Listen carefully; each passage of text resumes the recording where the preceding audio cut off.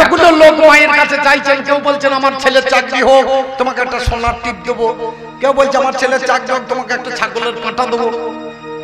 তাহলে তোমার বেটার চাকরি বা ছাগলের মা কি দোষ করলে তার বেটা কাটা পড়বে কেন? এটা তো স্বার্থপরতার লক্ষণ, ঠিক লক্ষণ বুঝতে পারছেন?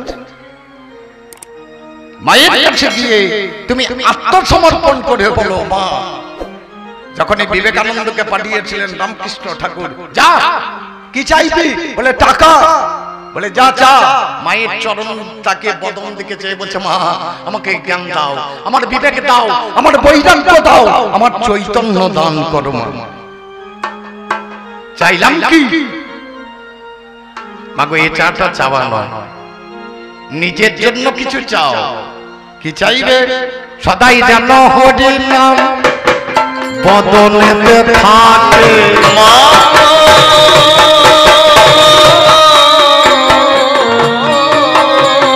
সদাই যেন হরি নাম বদনেতে থাকে,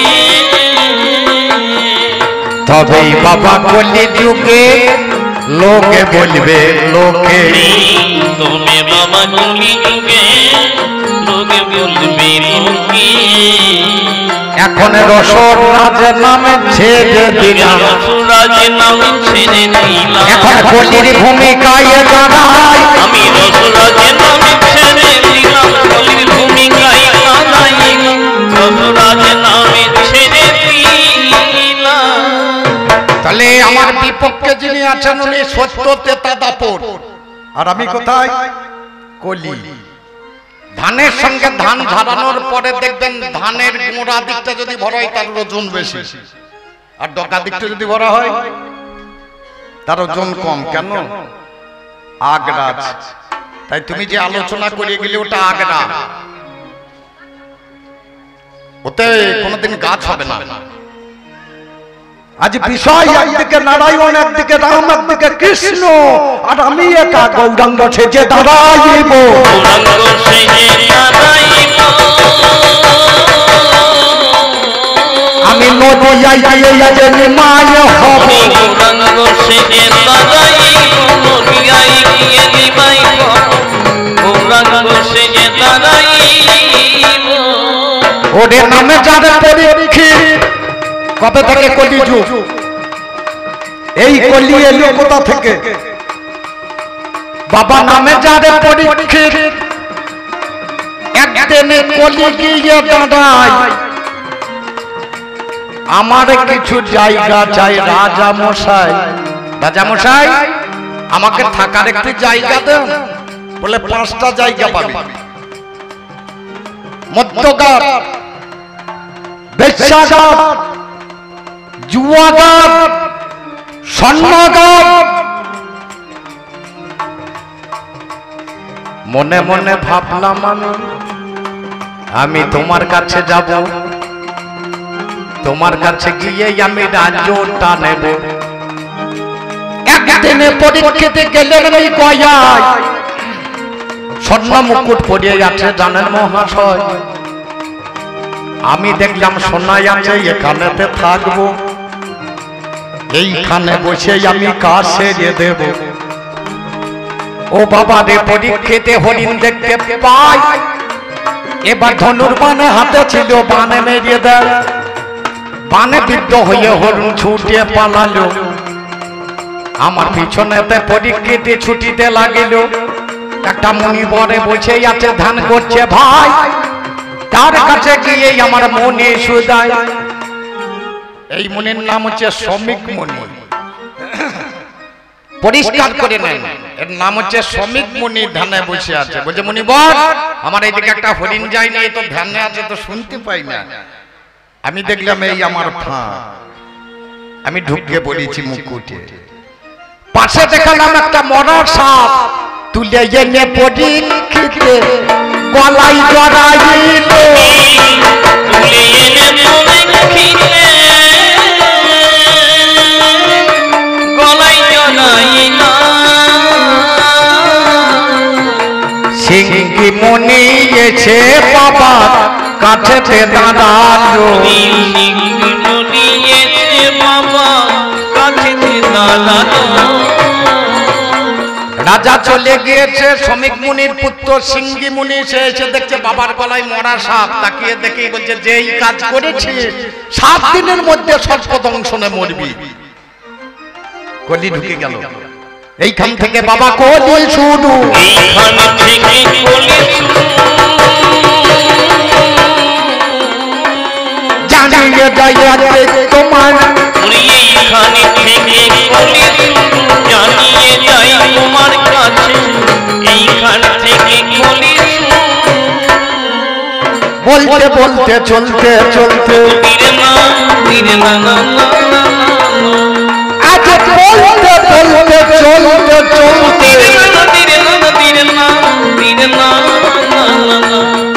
একটা জিজ্ঞাসা করেছে,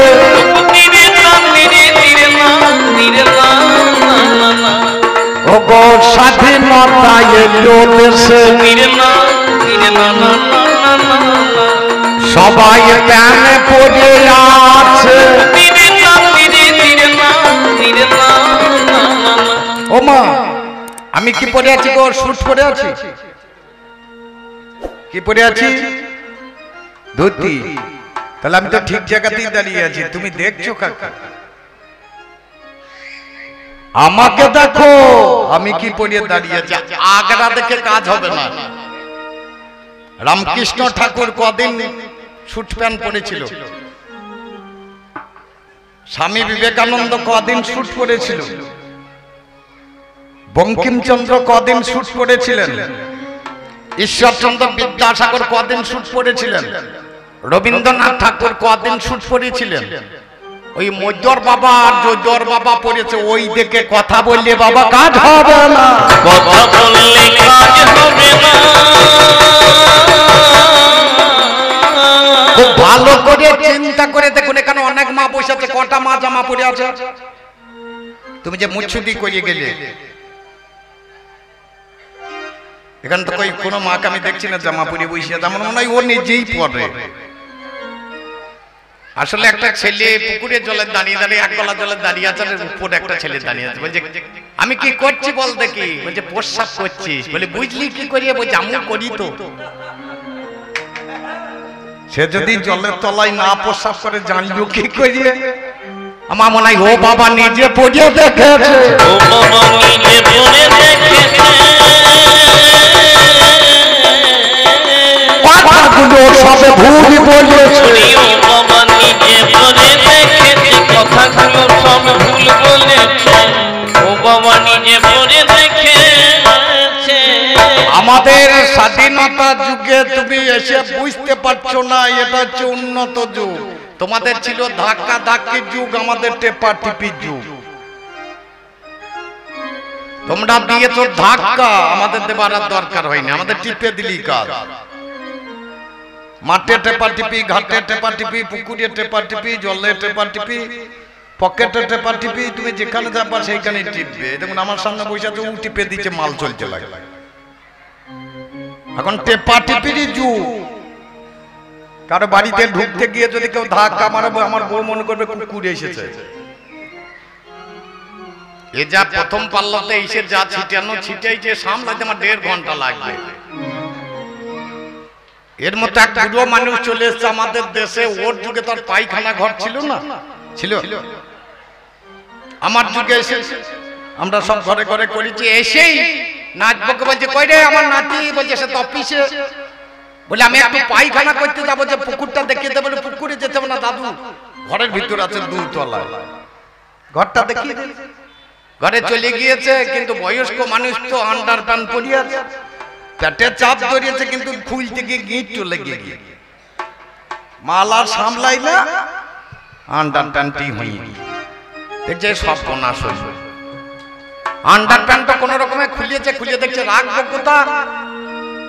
পায়খানা ঘরের ছাদটা বেশি উঁচু হয় না, একটা ফ্যান ঝোলানো আছে, দেখবে এইটাই ডাঁড়া বটে বোধ হয়। এই তো বাবার কালে দেখেন, আন্ডার প্যান্টটা ডাঁড়াতে তুলে দিয়েছে।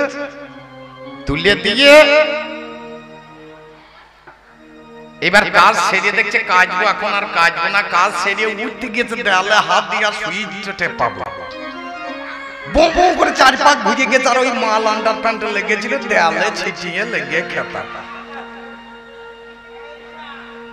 এ দেখছে সর্বনাশ হইল তাহলে এবার পরিষ্কার করবে কে বাইরে এসে বলছে হাগো এখানে পায়খানাকে পরিষ্কার করে বলছে মেথরে বলছে পাবো কোথায় এমন সময় এক মেথর চলে আসে বলছে ভাই কত নাও বলছে আমি তো 500 টাকা নেই বলে তোমাকে 5000 দেবো তুমি তাড়াতাড়ি চলো আমার আর মান থাকে না মাটির বাড়িতে নিয়ে গিয়েছে দিয়ে বলছে তাহলে আমার তার ভাগ্য ভালো 500 টাকার কাজ 5000 এ বলে কই পায়খানা কই বলছে দেখছিস না দেয়ালে দেয়ালে লেগে আছে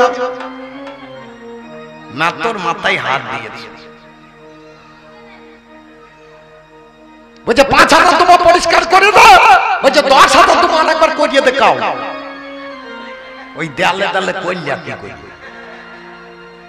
আমার মনে হয় দাদু ভাইয়ে তাই হয়েছে দাদু ভাইয়ে তাই হয়েছে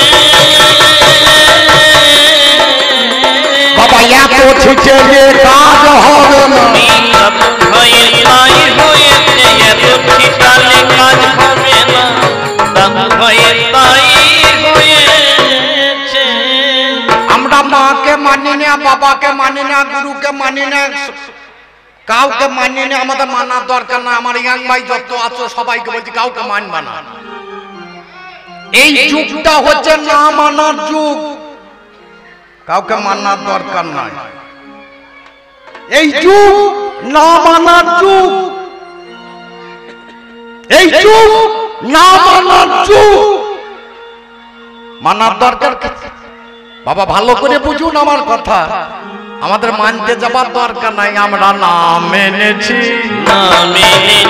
নামে এনেছি এর মতো আর কিছুই না আমরা নাম এনেছি এর মতো আর কিছুই নাই আমরা নাম এনেছি আমরা কিছুই বলবো না আমাদের গান আছে হরি হরয়ে নম কৃষ্ণ যাদবায় হরি হরয়ে নম কৃষ্ণ যাদবায় নম ওরে যাদবায় মাধবায় কেশবায় নম যাদবায় মাধবায় কেশবায় নম আমাদের এখানে আবার মেয়েগুলো হরি নাম শিখেছে তোমাদের গায়ে আছে নাকি দল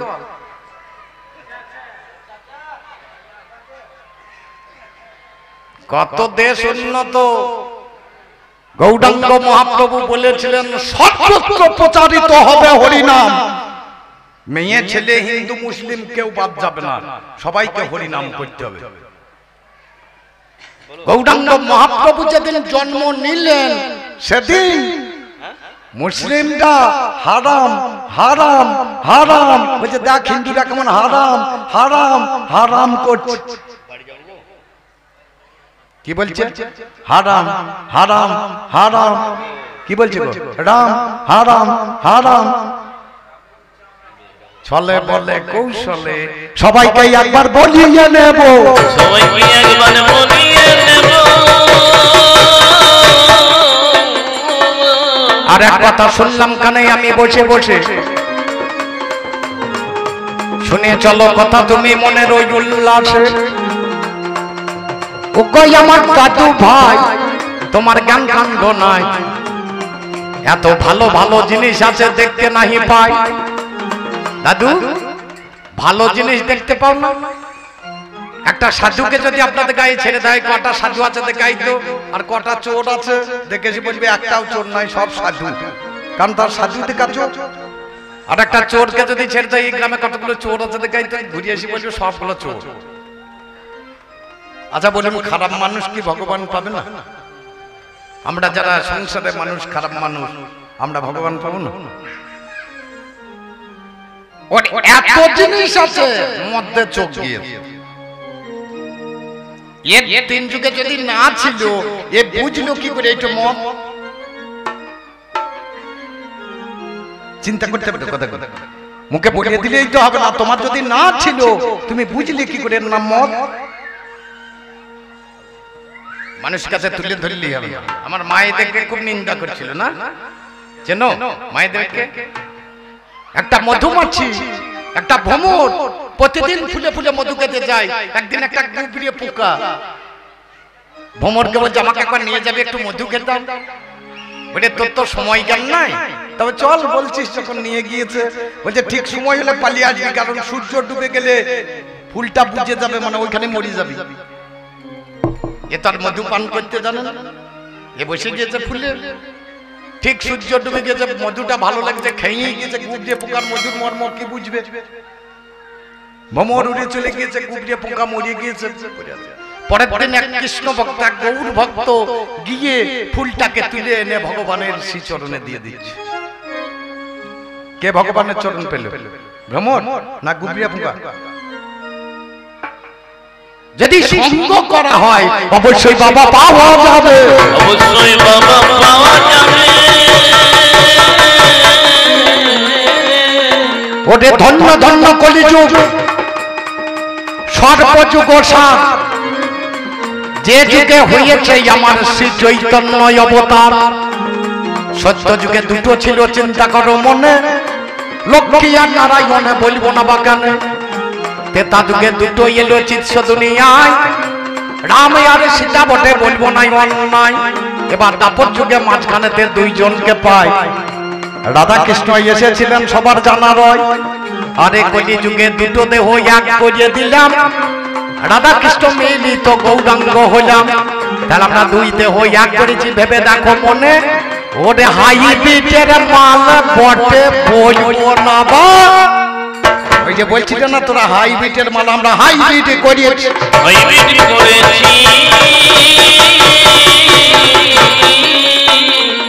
একটা কথা বলতে খারাপ লাগছে, মায়েদের সামনে না বললেও নয়। একটা মেয়ে আর একটা মেয়েকে বলছে আমি দেওরের সঙ্গে, আমি ভাসুরের সঙ্গে তাকে, তাই কত লজ্জা। এই দেওরের সঙ্গে কি করি আছে? শাস্ত্রের বাইরে কথা বলবো না, তার জন্য আমাকে আনা হয়নি পয়সা দিয়ে। একটা শাস্ত্রের বাইরে কথা বলবো না। এদের ভাসুরও ছিল না, দেওরও ছিল না, যার নাম কৃষ্ণ দ্বৈপায়ন বেদব্যাস। ভাসুরকে নিয়ে লটাপটি করে, তখন বোধহয় লজ্জা লাগে না, তখন বোধহয় লজ্জা লাগে না। এখন শুধু জামা পড়েছে তাতে আমার দাদুর লজ্জা লাগছে। আর আমার দিদিমাকে নিজে জমি কিনেছে, চাষ করতে পারতো না, দিয়ে দাদাকে দিত, মানে ভাসুরকে দিত। লজ্জা লাগে না? ঠিক জায়গায় দাঁড়াও, সোজা করে দেবো আজকে। বলছো তো খুব, কিন্তু কিছুই নাই মাল তোমার, আমি দেখে নিয়েছি। আমাদের যুগে কিছুই করতে হবে না, ধ্যানও করবো না, যাগও করবো না, যজ্ঞও করবো না, পুজোও করবো না, কিছুই করবো না, একবার বগও তুললেই হবে। দুটো হাত তুললে একবার হরি বল বলে দিলি। এবার মদে হাত দিয়েছো, মদের মধ্যে কি মাল আছে জানো? এই মদ যদি কেউ খেতে পারে, মদ, এই মদ থাকে কোথায়? সহস্রারে। এই মদ যে সে তুলতে পারবে না, ধীরে ধীরে নেমে আসে মূলাধারে। এই ব্রহ্মকে কেউ যদি আবার তুলতে পারে সহস্রারে, সে হচ্ছে সাধক, সে আসল মাতাল। এই মদ তৈরি করতে পারতো নবদ্বীপের ছেলেতে, একজনের নাম ছিল গোড়া আর একজনের নাম ছিল নিতাই, সে ছিল আমার দেশের ছেলে। চিন্তা করে দেখুন, এই মদ তুলতে গেলে তলায় একটা হাঁড়ি, মাঝখানে একটা হাঁড়ি, তার উপর একটা হাঁড়ি, তলাকার হাঁড়িতে জল, গুড়, বাকর ভরে দিতে হয়, তার উপরে হাঁড়িতে মাথা ফুটো, মাঝখানে একটা লল মজা থাকে, তার উপরে হাঁড়ি শুধু জল। মাল যখন জাল দিতে লাগবে, উপরে একটা বগ্য চাপানো থাকে উপরে হাঁড়িতে, তালের বগ্য। দেখবেন যে যেমন লড়াইতে পারে তার মাল তেমন নামবে। একটো করে, এর নাম হচ্ছে ফাঁস কাটি জ্বালা। কণ্ঠ থেকে সহস্রার এক হাঁড়ি, কণ্ঠ থেকে নাভিতে দ্বিতীয় হাঁড়ি, আর নাভি থেকে তৃতীয় হাঁড়ি। এই হাঁড়িতে ভরা আছে গুড়, বাকর সব। ওপরে হাঁড়ি দেখবেন দুটোই ফুটো, এই মাথাও ফুটো, ও মাথাও ফুটো, মাঝখানে নল বেরিয়ে আছে। রাধে পরিষ্কার করে শিখাবেন যে পয়সা পয়সা দিয়ে মাল হয় না। 12 বছর বইতে হবে বৈষ্ণবের কেতা, তবে বুঝতে পারবে আমার একটা কথা, আমার একটা কথা 2 লাখ টাকা দাম। ওইসব আমি নিজে প্র্যাকটিক্যাল না করে কাউকে শেখাতে আসি, আমি আগে নিচে দেখেছি তারপরে আপনাদেরকে শেখাবো।